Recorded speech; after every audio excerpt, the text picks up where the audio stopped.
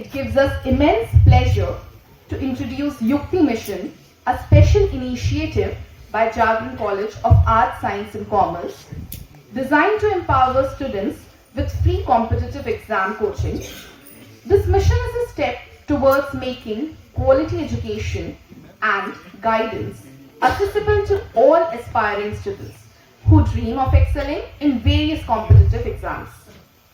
At Yukti Mission, our goal is to bridge the gap between ambition and achievement by providing structured coaching, expert mentorship, and the right resources to help students prepare for government exams, banking, SSC, railways, and other competitive tests.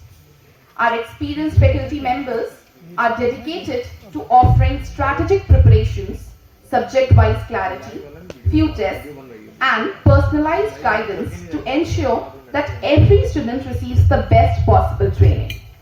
By being a part of this initiative, students will not only gain academic knowledge but also develop problem-solving skills, time management techniques, and confidence to perform at their best. We encourage all interested students to take advantage of this incredible opportunity and register for Yukti Mission.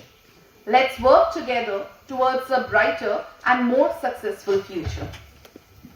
Now, we welcome Mrs. Shruti Ma'am, for our esteemed singing professor, to grace this occasion with her soulful voice.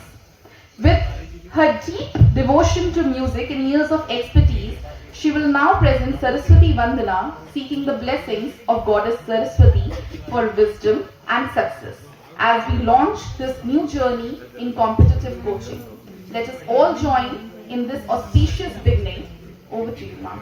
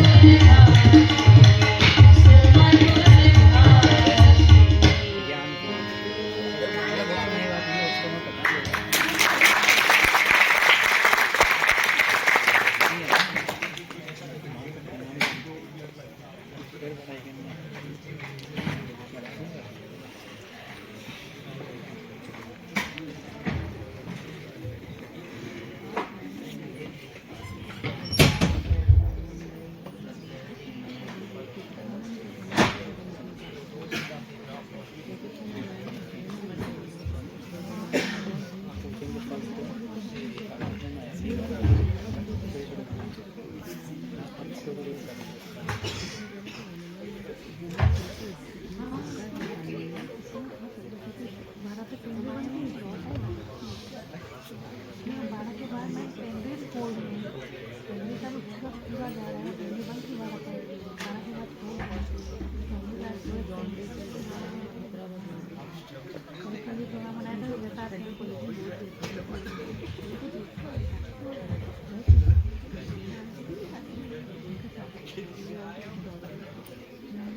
Very good morning.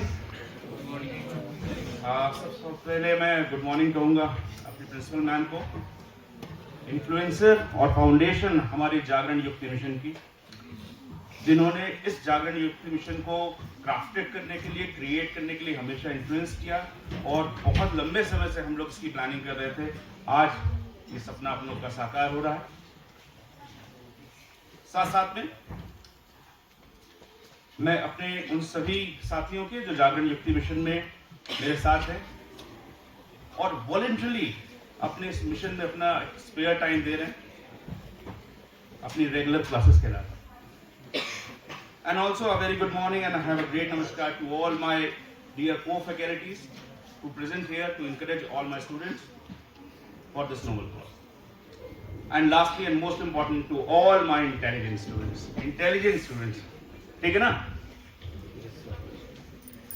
Intelligence क्या है और intelligent student आप हैं कि नहीं, ये एक बहुत बड़ा क्वेश्चन है, क्योंकि इंटेलिजेंस से ही सफलता मिलती है। हमेशा आपको यही समझाया गया, यही बताया गया कि इंटेलिजेंट बनो और इंटेलिजेंस आपको वो सक्सेस दिलाएगी शायद जो एक जीवन में हर एक जना चाहता है। एक कहावत जो बचपन से मैंने भी पढ़ी, मैंने भी सुनी और आप लोग ने भी जरूर सुनी होगी कि खेलोगे कूदोगे तो बनोगे नवाब, और अगर पढ़ोगे लिखोगे तो बनोगे खराब। नहीं, ये थोड़ा उल्टा है ना? खेलो कूदोगे तो पढ़ो और लिखो और नवाब बन जाइए। That's why the education is quite important in our life. एक बहुत important input, जिस इनपुट से हम अपनी लाइफ को फ्रेम कर सकते हैं, डिजाइन कर सकते हैं। बट क्या केवल इंटेलिजेंस ही एक बैरोमीटर है जिससे आप सक्सेस पा सकते हैं? क्या खाली इंटेलिजेंस से काम चलेगा? And the answer is precisely not. खाली इंटेलिजेंस से काम नहीं चलेगा। इंटेलिजेंस के संग आज के सिनेरियो को देखते हुए बहुत सारी चीजों का इनरिचमेंट आपको करना पड़ेगा। Not all about the IQ. IQ तो सभी जानते हो, सभी जानते हैं। चलो अभी पूछते हैं IQ क्या होता है, बाद में बात करते हैं IQ। AQ की बात करते हैं। What is AQ? कोई बता सकता है AQ क्या होता है?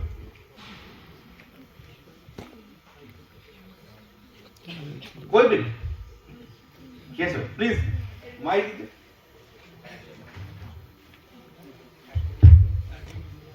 सुन लो। AQ is the adversity quotient, that how an individual reacts in a adverse situation and how he or she deals with these stressful situations. Very good, thank you so much ma'am, बहुत बिल्कुल सही answer है। Adversity question.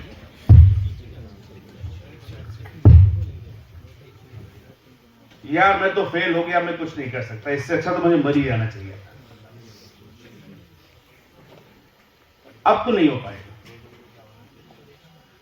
अभी कल के newspaper में मैंने देखा जीएसवीएम के एक स्टूडेंट, ऑब्वियसली बात है, नीट क्वालिफाई करके एक डॉक्टर बनने का सपना लेके पहुंचा होगा, बट उस बच्चे ने आत्महत्या कर ली, सुसाइड कर लिया। क्यों? नीट जैसे हाई लेवल के एग्जामिनेशन को देने के बाद भी वो उसको कंटिन्यू नहीं कर पाया। क्यों? ऐसे बहुत सारे केसेस हम डेली न्यूज़पेपर में देख रहे हैं और आपने आसपास भी आपने देखे होंगे। इवन दो बहुत सारे लोग, उसमें शायद मैं भी शामिल हूं कहीं ना कहीं, हम लोग कुछ चीजों को छोड़ देते हैं, अब हमसे नहीं हो पाएगा।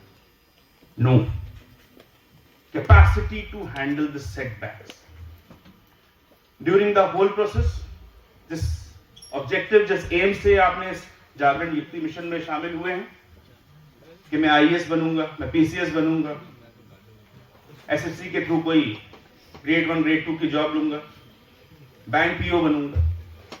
हो सकता है पहले अटेम्प्ट में अपना क्वालिफाई हो जाऊं, हो सकता है किसी अटेम्प्ट में प्री में क्वालिफाई हो जाऊं, मेंस तक ना जा पाऊं, इंटरव्यू में रह जाऊं। I think 12th fail movie तो सभी ने देखी, देखा ना? क्या सीखा? डेडिकेशन, हारना नहीं है। जब आप इस पूरे प्रोसेस में होंगे, कुछ ऐसे भी बच्चे हैं जो फर्स्ट ईयर के हैं, प्रीवियस के हैं, उनके पास एक लंबा टाइम है अपनी प्रिपरेशन को स्ट्रांग करने का, और कहीं ना कहीं AQ को और बेटर करना। तो AQ को अच्छा, सक्सेस जरूर मिलेगी।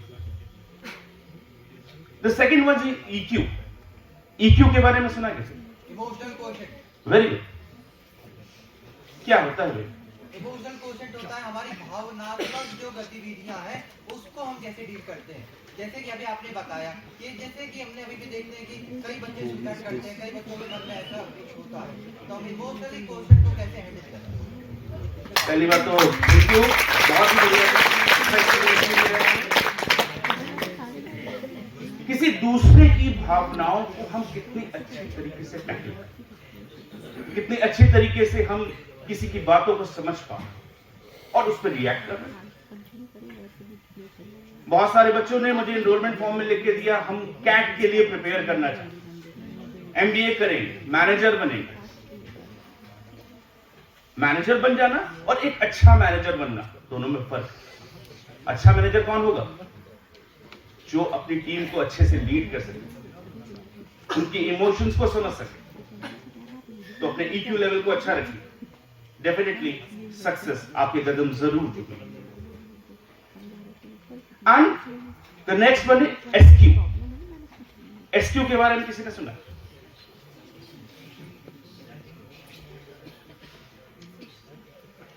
हमारे आदरणीय प्रधानमंत्री जी की एक बड़ी अच्छी थॉट प्रोसेस रहा है, और एक उन्होंने एक नई चीज शुरू की जो पीछे इतिहास में किसी भी प्रधानमंत्री ने नहीं शुरू की, मन की बात।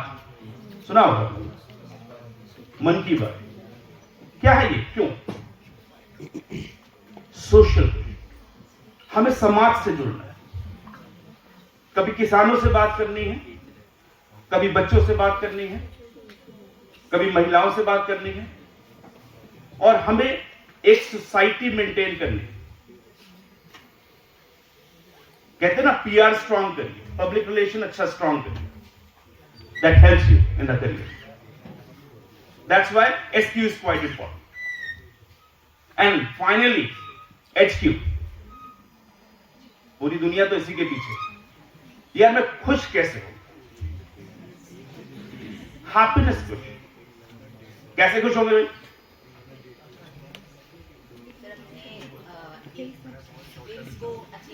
माइक दो।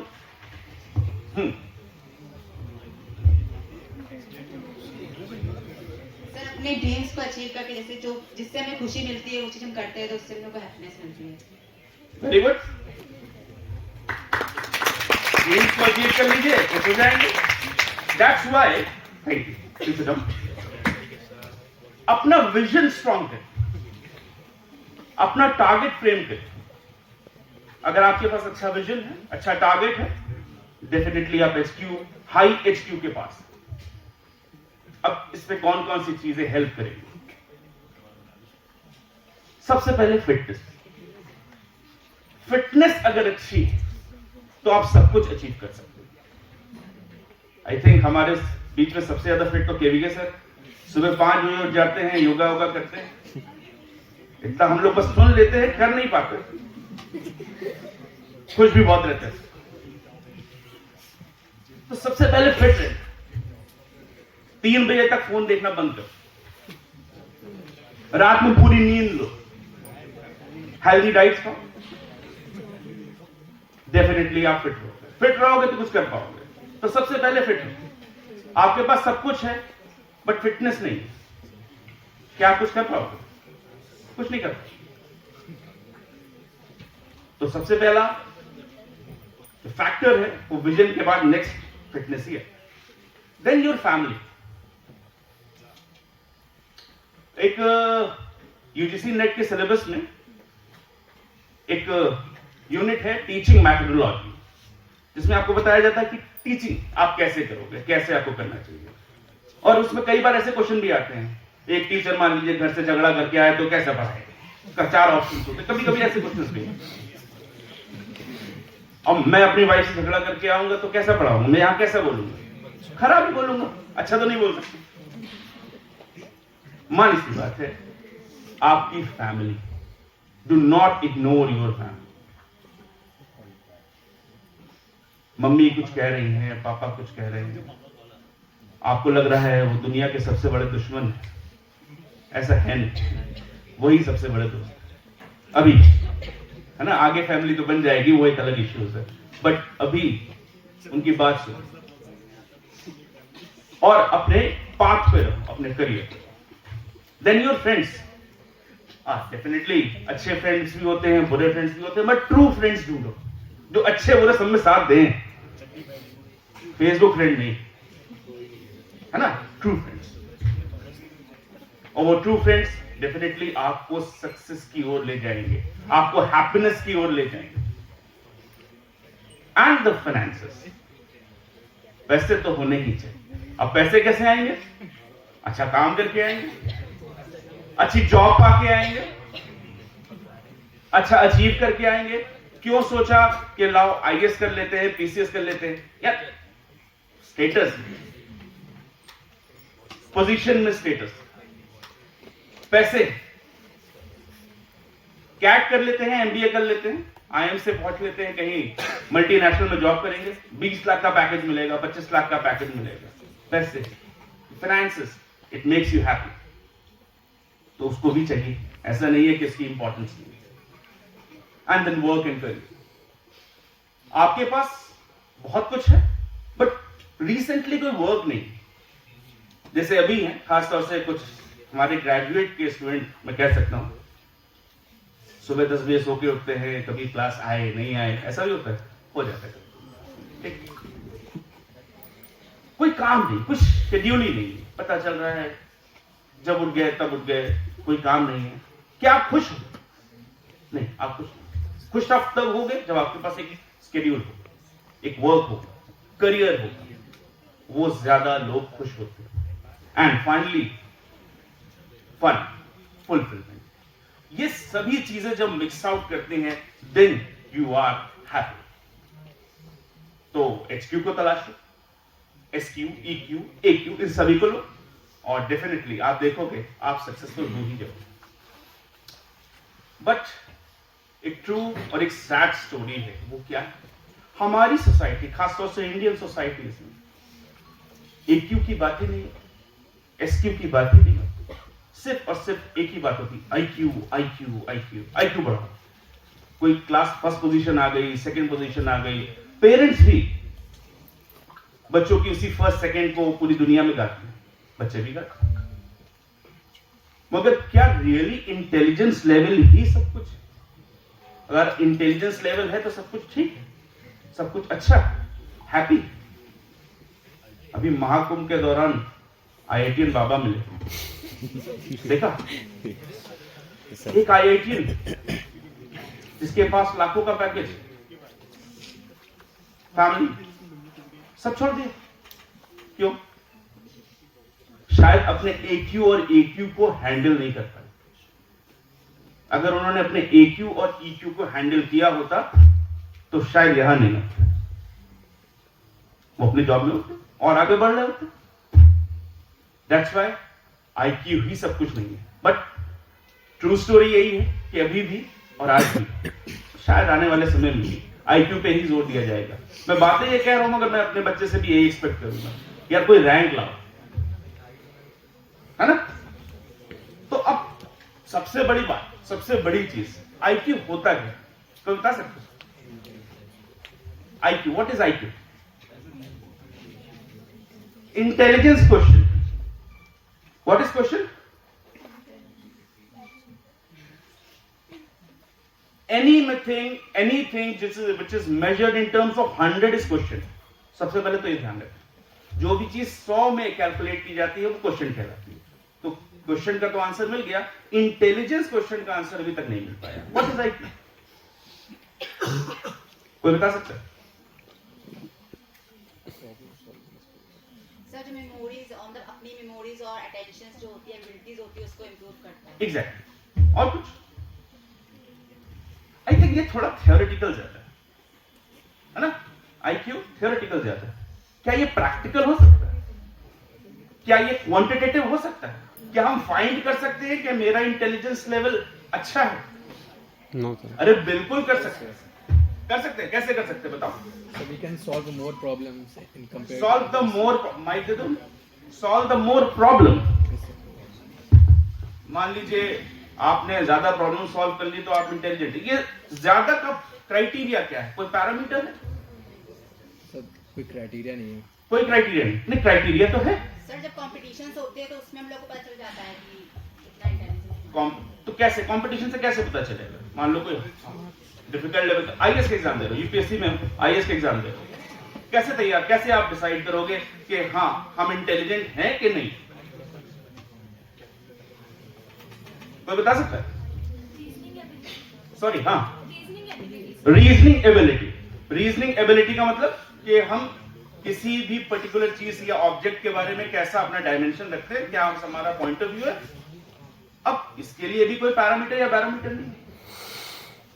अब चलो इसको थोड़ा क्वांटिटेटिव समझते हैं।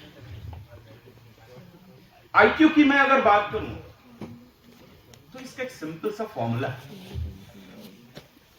Mental age upon chronicle age या chronological age into 100। Mental age upon chronological age into 100। 100 तो पता है।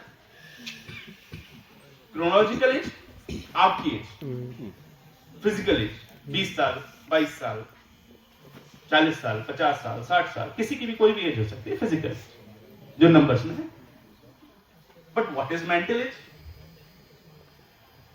कोई मेंटल एज बता सकता है क्या होता है? कोई बात नहीं, मैं बता। सपोज कोई एग्जामिनेशन में लेता हूं 100 क्वेश्चन अलग अलग तरह के, और वो क्वेश्चन पेपर में 1 घंटे में कराने के लिए देता हूं। 20 साल वाले बच्चे 100 बच्चों को मैं एग्जाम दिलाता हूं और उनका एवरेज स्कोर 60 है। समझे? अब इन्हीं में से कोई एक एक्स, मान लो ये भी 20 साल के, और इन्होंने भी वही एग्जाम दिया और इनका स्कोर 60 आ गया। 60 दैट मींस किस एज ग्रुप में आ गए? 20 इयर्स में। फिजिकल एज भी इनकी 20 है। 20 upon 20 into 100 that means 100। 100 score that is average score. अगर आपका 100% आ रहा है तो इसका मतलब है एवरेज स्कोर में हो आप। वेरी गुड, ठीक है, ना बहुत अच्छा ना बहुत खराब। ऑन द अदर हैंड, इसी क्राइटेरिया के बेसिस पे अगर मैंने एनालिसिस किया कि 30 साल वाले बच्चे उसी पेपर में कितना एवरेज स्कोर कर रहे हैं, मैंने पाया वो 80 का स्कोर। अब सपोज ये 20 इयर्स की हैं, मगर ये 60 में 80 स्कोर कर ले जाती है, तो हम क्या करेंगे? 30 डिवाइड बाय 20 इंटू 100। क्या स्कोर आ गया? 150। अरे ये तो सुपर इंटेलिजेंट, इनके अंदर तो आइंस्टाइन का दिमाग, ये तो बहुत जल्दी क्वेश्चन को सॉल्व कर लेती है। अगर आपका स्कोर 130 और 120% से ऊपर है तो आप इंटेलिजेंट, और अगर आपका स्कोर 70-80 से नीचे है तो समझ लीजिए फिर तो स्थिति बहुत खराब। आपके 15 नंबर आ रहे हैं तो आप कहां पर है आप सोच सकते हैं। ये बात बहुत ध्यान रखिए, जब आप कोई एग्जाम दोगे तो कट ऑफ बहुत इंपॉर्टेंट है। ये वर्ड आपको बहुत जीवन भर सताएगा जब तक नहीं क्वालिफाई नहीं हो जाओगे। कट ऑफ है ना, तो कट ऑफ से आप कितना ऊपर या नीचे हो। अगर आप कट ऑफ से ऊपर हो तो आप हाईली इंटेलिजेंट हो, और कट ऑफ से अगर बहुत नीचे हो तो समझ लो आप कहां पर हो। परसेंटेज निकाल लेना अपना अपना।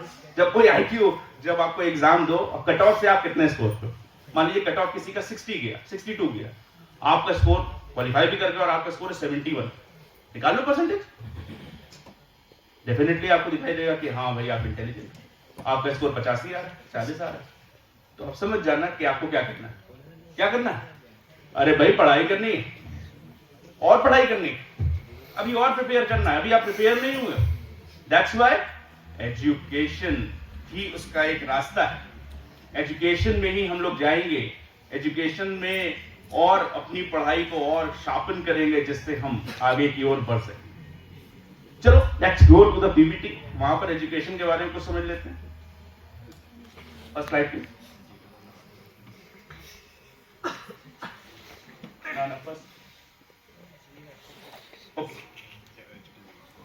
What is education? अब एजुकेशन की अगर मैं बात करूं तो कुछ लोग एजुकेशन और क्वालिफिकेशन को सिमिलर पाते हैं। क्या एजुकेशन और क्वालिफिकेशन सिमिलर? बिल्कुल। क्वालिफिकेशन तो मिनिमम एलिजिबिलिटी होती है और उस क्वालिफिकेशन के बेसिस पर आप कोई जॉब पा लेते हैं। तो क्वालिफिकेशन एजुकेशन नहीं है। हाँ, एजुकेशन से मिनिमम क्वालिफिकेशन भरी जाती है, इसीलिए पूरा वर्ड क्या बोला जाता है? Educational qualification. मैं ये क्यों बता रहा हूं? आप लोग, काफी लोग ने भरा कि हम कैट का एग्जाम देना चाहते हैं। सपोज आपने कैट का एग्जाम दिया, बहुत अच्छी बात है, आपका कैट का परसेंटाइल भी आ गया भाई 98, 99, बट आपका बीकॉम से 50%।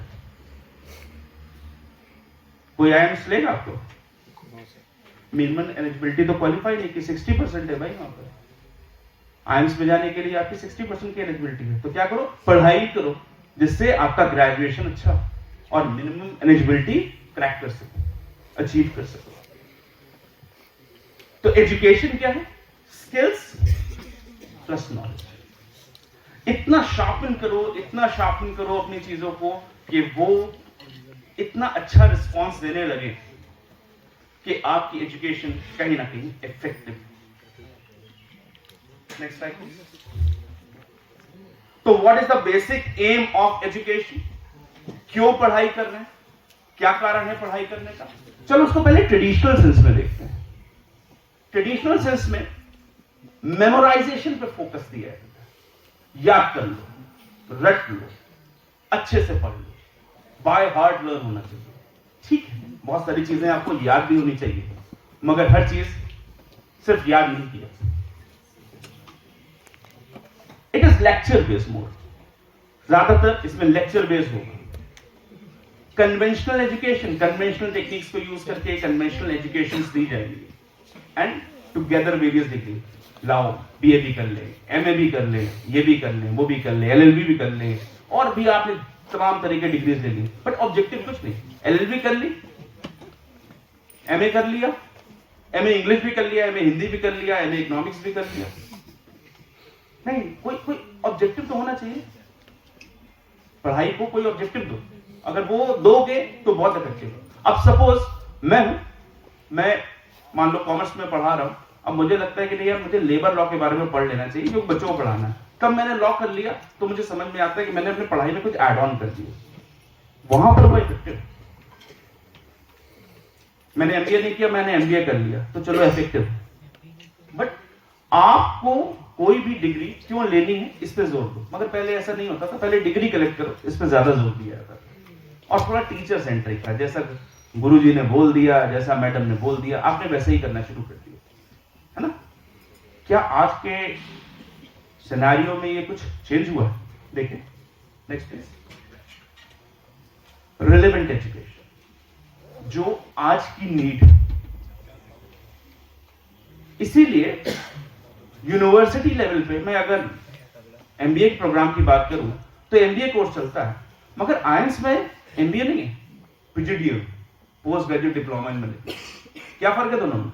इक्विवेलेंट होते हैं, मगर वो इंडस्ट्री के अकॉर्डिंगली होता है। इंडस्ट्री में जैसे जैसे चेंजेस हो रहे हैं, हर ट्राइमेस्टर या सेमेस्टर में उनका सिलेबस चेंज हो रहा है। क्यों चेंज हो रहा है? क्योंकि इंडस्ट्री की नीड के अकॉर्डिंगली। तो वहां रिलेवेंट एजुकेशन की इंपॉर्टेंस, स्टेम प्रिंसिपल को यूज किया है। ऐसा नहीं है कि आपने अगर एक चीज पढ़ ली तो बस आप उसी चीज को होके रह गए। आपको साइंस भी उसमें ऐड ऑन करनी है, टेक्नोलॉजी के इन्रिचमेंट करने हैं, विदाउट टेक्नोलॉजी तो हम लोग शायद आज के टाइम पीरियड में एजुकेशन ट्रेनिंग को सोच भी नहीं सकते। इंग्लिश, आर्ट्स, मैथमेटिक्स मतलब क्वांटिटेटिव माइंड, अगर आप ये चीज करोगे तो डेफिनेटली आप सक्सेसफुल होंगे। स्टूडेंट सेंट्रिक अप्रोच, आप क्या चाह रहे हो, कैसे आप चीजों को लेकर चल रहे हो। जैसे अभी हम लोग ने जागरण युक्ति मिशन की जब शुरुआत की और एनरोलमेंट कराया तो आपसे पूछा क्या प्रिपेयर करोगे, हम आपके ऊपर लाद नहीं रहे कि ये पढ़ लो, आप क्या पढ़ना चाहते हो। It's your choice and develop the skills and make the student more problem solver. Problem लेके आने वाला नहीं, प्रॉब्लम को सॉल्व करने वाला, कि आप प्रॉब्लम को कितना अच्छा टैकल कर लोगे, सॉल्व कर लोगे। Next please. So education is the key to success. जितना पढ़ोगे, जितना टाइम दोगे स्टडीज में, उतनी ही जल्दी सफलता को हासिल करते चलोगे, है ना। नेक्स्ट। ये तो बहुत ही इंपॉर्टेंट है, अर्न तो सभी करना चाहते हैं, तो more you learn more you earn, है ना। तो जितना ज्यादा आप पढ़ रहे हो, जितनी ज्यादा आपके पास नॉलेज आ रही है, जितने स्किल्स आपके पास आ रहे हैं थ्रू एजुकेशन, वो आपको ज्यादा अर्निंग कैपेसिटी आपकी इनहांस करेंगे, बढ़ा देंगे। तो इसीलिए अपनी ग्रेजुएशन, अपनी पीजी को इतना मीनिंगफुल बना दो कि कहीं ना कहीं आप ज्यादा अर्निंग कैपेसिटी की ओर मूव करो, रादर देन ये आप पीजी के बाद सोचो कि हमें अब क्या करना है। नेक्स्ट। आज आपकी स्थिति यानी almost empty, but 1% daily, little bit of daily, definitely आपको फुल बॉटल जरूर मिलेगी। और जिसके पास अभी फर्स्ट ईयर में है उसके पास ज्यादा टाइम है, सेकेंड ईयर है कंपैरेटिवली कम टाइम है, उसके पास अपॉर्चुनिटीज ज्यादा है। ऐसा नहीं है कि सेकेंड थर्ड ईयर में आ गए तो समय खत्म हो गया, नहीं, टाइम है, बट फर्स्ट ईयर वालों के पास ज्यादा टाइम। तो अपने फर्स्ट ईयर को ही अच्छा शुरू कर दो, इवन जो second year, third year final में है या पीजी में है तो वो भी इसी को आगे बढ़ाए, बट आपको डेली एक्सरसाइज करनी है, ये बात इंपॉर्टेंट है। Next one please. And the most difficult one is the first step, घुसना कहीं पर, जाना कहीं पर, दैट इज वेरी इंपॉर्टेंट और सबसे मुश्किल ही होता है। एमबीए करना आसान है मगर कैट का एग्जाम निकालना मुश्किल है। सबसे मुश्किल पहला स्टेप होता है, तो पहले स्टेप पे आप बहुत फोकस करो, पहले स्टेप बहुत अच्छे से निकालो, जिससे आगे की स्टेप्स जो हायरार्की बनेगी वो बहुत आसान हो जाएगी और अल्टीमेटली आप सक्सेस तक जरूर पहुंचोगे। Next one please. Next one.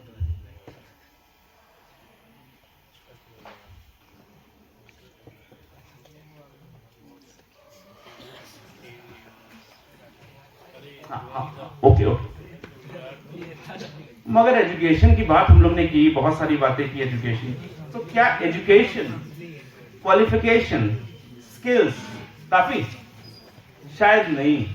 अभी दो लोग हमें दिख रहे हैं, विनोद कामली एंड सचिन तेंदुलकर। सचिन को तो सभी पहचानते हैं, कामली को शायद खेलते को काफी कम लोगों ने देखा होगा, क्योंकि दोनों ही, कामली का नाम लिया देखो हिल गया।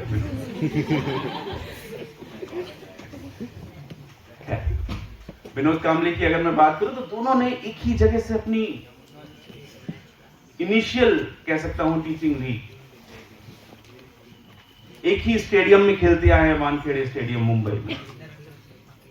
मैं अगर इनिशियल 10 इनिंग्स का एवरेज लूं, इनिशियल 10, इनकी 10, इनकी 10, 90s की बात कर रहा हूं, इनकी 10 और इनकी 10, तो विनोद कामली का एवरेज बहुत जबरदस्त।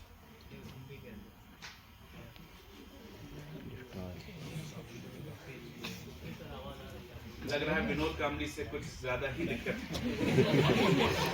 नहीं बात करेंगे भाई, सचिन की बात कर लेते हैं। सचिन क्यों बेटर? कंसिस्टेंट। विनोद कामली में एक प्रॉब्लम थी, वहां कंसिस्टेंसी की कमी,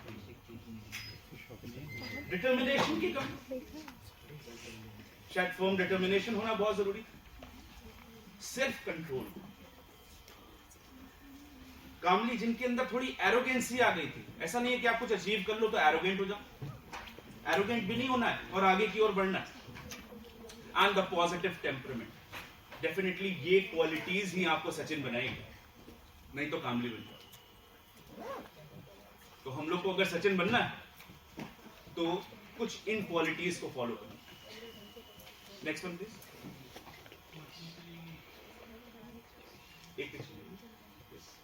So think, pick an idea, try it, do again and again and again and get the success. So what is the success mantra? The next one. अपनी एजुकेशन और qualification को खाली एजुकेशन या qualification तक सीमित मत रखो, उसे एम्प्लॉयबिलिटी में ट्रांसफर करो.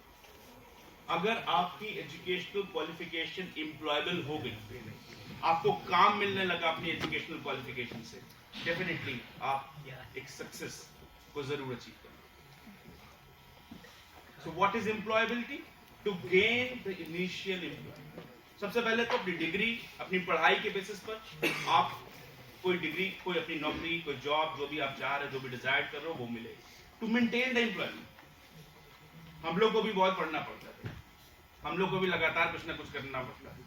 बार बार हम लोग को कहा जाता है कि R&D वर्क में थोड़ा सा काम करें, रिसर्च में कुछ काम. क्यों? इनहांसमेंट. ऐसा ना है कि जितना हमने पढ़ लिया बस बहुत है, PhD कर ली भाई, नेट हो गया, that's it. No, move further. आपको लगातार कुछ करना है to maintain the employ and to obtain the new employ. और इतनी कैपेसिटी अपने अंदर लाओ कि बाहर वाले और आए और आपको खींच के लें. अपनी ब्रांड वैल्यू क्रिएट, तब आप सक्सेसफुल हो. Next one. So, applying these 5, आप अपने एजुकेशन को एम्प्लॉयबिलिटी में कन्वर्ट कर सकते हो. The first one is the desire. Next one. सबसे पहले तो डिजायर, कहते हैं ना सपने देखने चाहिए, डेफिनेटली सपने देखने, बट सपने भी ऐसे होने चाहिए जो सस्टेन्ड कर सको. अब ऐसे सपने ना देख लो जो अचीवेबल भी ना हो. तो अपनी पोटेंशियल्स को देखते हुए, अपनी बातों को देखते हुए, अपनी रिसोर्सेस को देखते हुए कुछ ऐसा डिजायर करिए जिसमें आप कुछ कर सको. तो सबसे पहले तो ड्रीम इट, और फिर उसको कोशिश करिए करने की. तो डिजायर, इच्छा होनी चाहिए. और अगर आप अपनी इच्छा से नहीं, किसी प्रेशर से पढ़ रहे हो तो आप नहीं पढ़ पाओगे. ये भी बात सुनो. अगर आपने जागरण युक्ति मिशन में एडमिशन इसलिए ले लिया कि चलो यार मेरे दोस्त ने लिया, उसके संग हो लेंगे. आपकी खुद की विल होनी चाहिए, आपकी खुद की डिजायर होनी चाहिए, तभी कुछ कर पाओ. Next one. डिजायर बहुत लोग करते हैं, मगर कुछ लोग सिर्फ होने का ही इंतजार करते, और कुछ लोग उसको अचीव करते. That's why determination, firm determination. अब ये तो मुझे पा ही लेंगे, कैसे, कितनी भी मेहनत करनी पड़े, हम हारेंगे.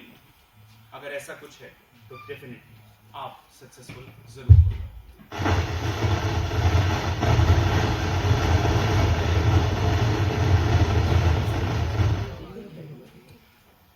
Next one please. सर ये वीडियो क्या करिए? वो एक ही सेट है. अच्छा. Decide, they very important. कुछ एनरोलमेंट फॉर्म मुझे मिले, उन्होंने क्या लिखा था? Preparing for IS / PCS / SSC / banking / CAT. सब कर डालू. रजनीकांत की एक छोटा वर्ड हो गया पुष्पा, है ना?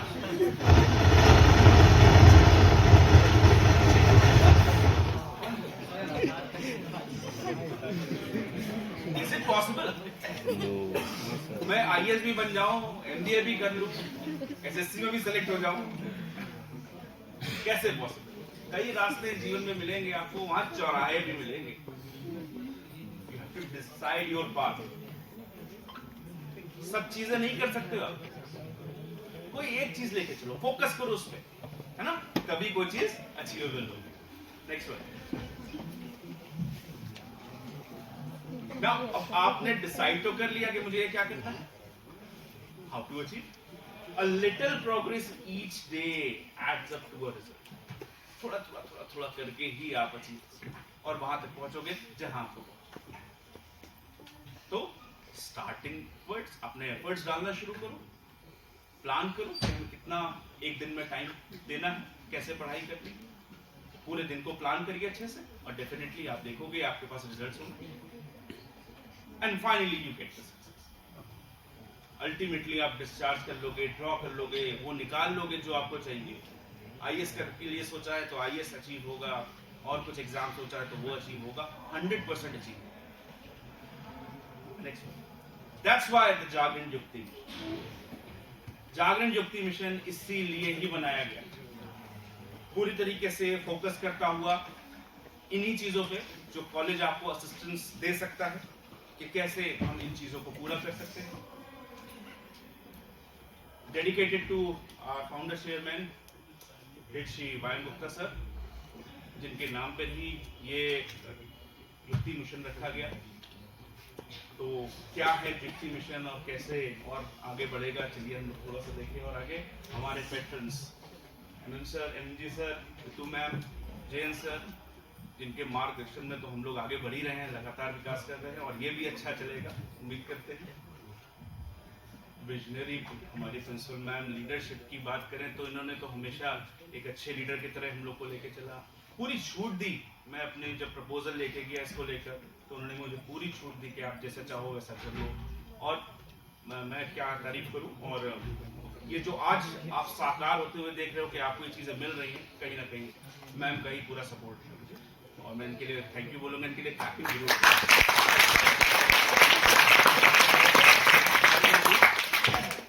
जागरण युक्ति मिशन, जागरण युक्ति means Yogendra Mohan sir upbeat knowledge transfer initiative, that is युक्ति।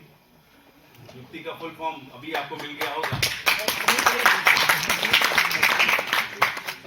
What is the objective of the gym? To identify and develop your right path to assist in deciding the future line of action. क्या करना है भविष्य में? To provide the free assistance for the competitive examinations, competitive जो भी हमारे exams होंगे, कोई फीस आपसे नहीं चार्ज की जाएगी। To help the financially weaker section, कई बार देखा गया है बच्चे पढ़ इसलिए नहीं पाते क्योंकि कह सकता हूँ आर्थिक संसाधन नहीं है, कुछ कमियां रहती, यहाँ आपको उसकी कोई समस्या नहीं।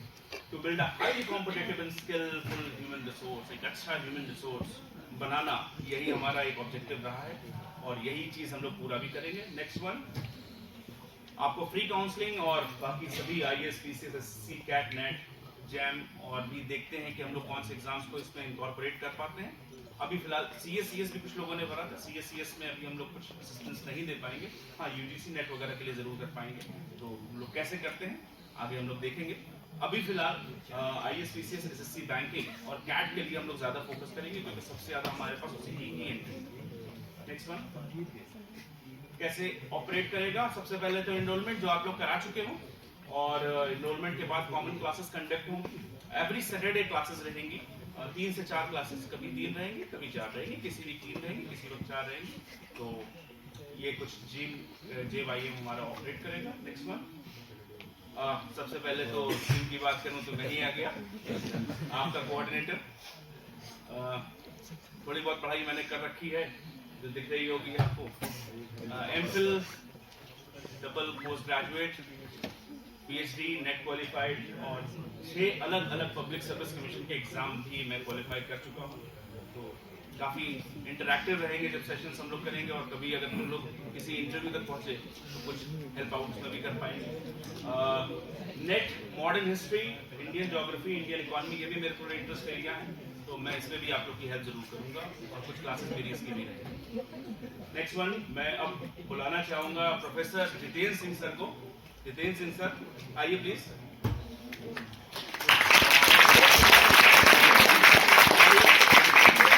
बहुत ही एक्सपीरियंस फैकल्टी, हिस्ट्री की qualified, UGC net, PhD, PDF exam यानी पोस्ट डॉक्टोरियल फेलोशिप का भी एग्जाम इन्होंने अचीव किया हुआ है, पास किया हुआ है, बहुत सारे पब्लिक पेपर ये पीएचडी के बच्चों को पढ़ा चुके हैं, पीएचडी यानी यूनिवर्सिटी में पीएचडी जो कर रहे हैं उनको भी पढ़ा चुके हैं sir.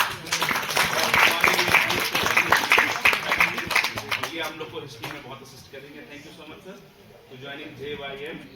Next one please, Mrs Isha Gupta ma'am. NET qualified, pursuing PhD from Kanpur university, 15 years of experience. साथ साथ में मैम कंपनी सेक्रेटरी में एक्स फैकल्टी भी रह चुकी हैं। बहुत सारे रिसर्च पेपर, जर्नल आर्टिकल्स को भी इन्होंने लिखा है। ये हमें यूजीसी नेट में असिस्ट करेंगी। Thank you so much ma'am. Excellent please. Hema Mishra ma'am, को-कोऑर्डिनेटर।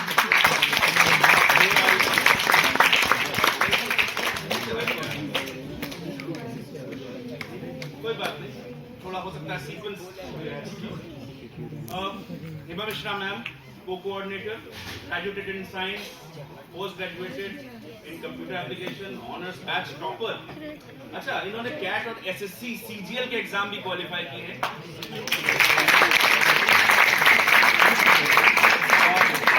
और रीजनिंग जो डीआई पोर्शन रहेगा, रीजनिंग पोर्शन रहेगा, मैम देखेंगी। Thank you so much ma'am. Next one please. Prashant sir,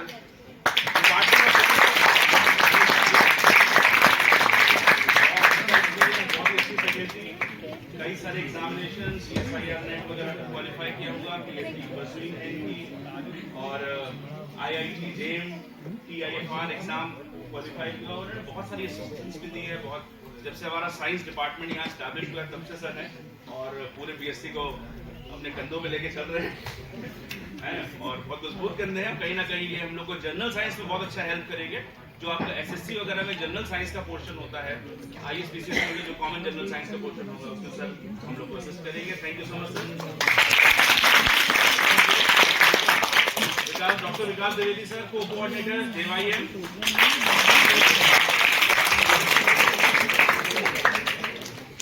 PhD from CSIR, NET qualified, GATE qualified, और बहुत सारी चीजें हैं जो सर के साथ लिख रही है। काफी सारे इंटरनेशनल पेपर्स भी इन्होंने लिखे हैं, और गेट CSIR नेट वगैरह में काफी बच्चों को हेल्प भी रही है, करते आए हैं। और ये भी जनरल साइंस में, ये बेसिकली केमिस्ट्री से हैं, तो जो केमिकल एस्पेक्ट्स वाले जो टॉपिक्स होंगे वो सर देखेंगे। तो thank you so much sir.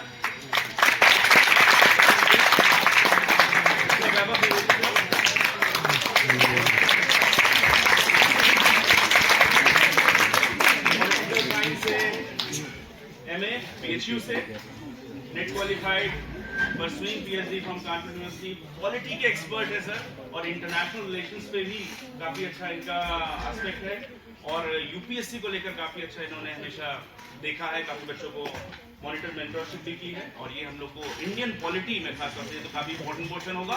SSC में राज्य व्यवस्था है ना, जिसमें भाग से लेकर सारे भाग वगैरह बताएंगे, और सारे भाग बताएंगे sir. Thank you so much.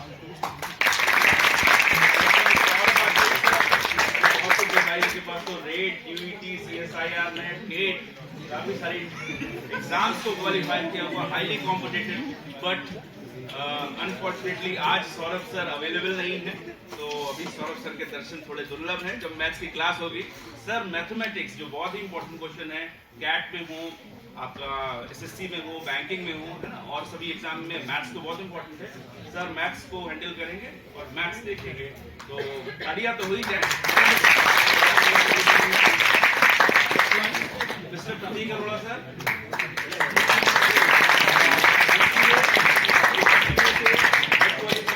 IBPS का प्री भी निकाल चुके हैं सर, और एक्सपर्ट हैं कंप्यूटर में।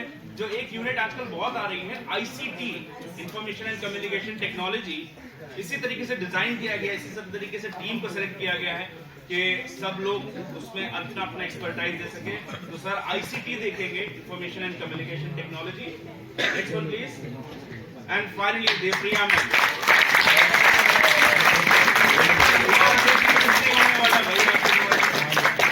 IBPS का एग्जाम दो, बैंक PO का, कैट का, है ना, SSC का, इवन सिविल सर्विसेज CSAT का।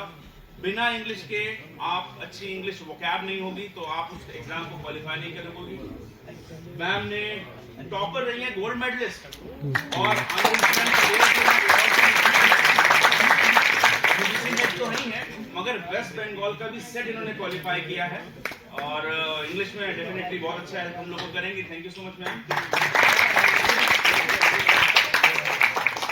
ये ऑन एयर हो जाएगा, इसका लिंक आप लोग को आपके ग्रुप पे व्हाट्सएप कर दिया जाएगा।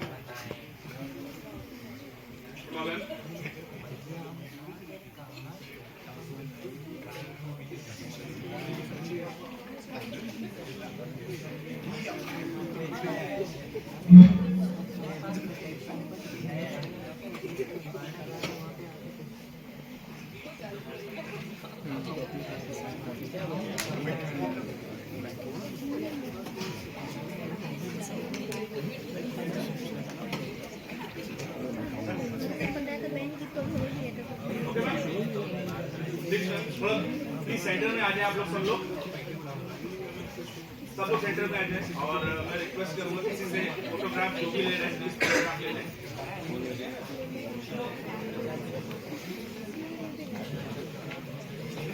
प्रोजेक्टर बंद करा प्रोजेक्टर आने दीजिए बैकग्राउंड आ रहा है बैकग्राउंड आ रहा है ये थोड़ा background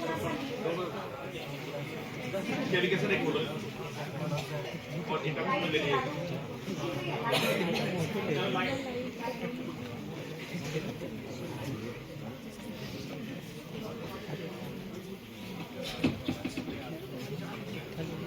okay thank you so much sir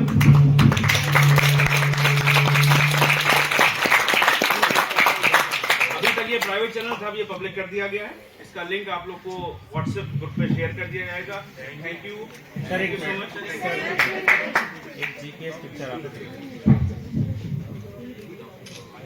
लेकिन ये लोगो विजिबल नहीं है कोई बात नहीं एक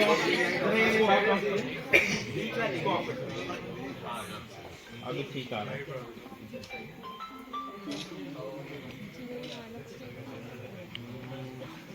Thank you.